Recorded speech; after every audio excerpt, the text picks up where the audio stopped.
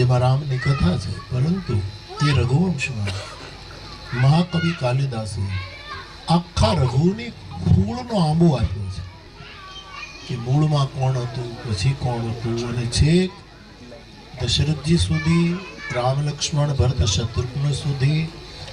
એમના ચારે ભાઈઓને ત્યાં બે બે દીકરાઓ થયા ત્યાં સુધી આખો આંબો આ કુળ પરંપરાને સાચવી રાખનાર કોઈ કામ કર્યું હોય આપણે ત્યાં સંતાએ તો આ બારોટ દેવે કર્યું છે. આપણા ગામમાં પધારેલા બારોટ દેવનું પ્રજાજનાના એક સાધુ તરીકે હું સ્વાગત કરું છું અને આપને પેઢી દર પેઢીનો એવો ઇતિહાસ સમજાવે અને આગળ માર્ગદર્શન અને આશીર્વાદ આપે. આમ તો હળિયા પરિવારના બારોટ દેવ એ છે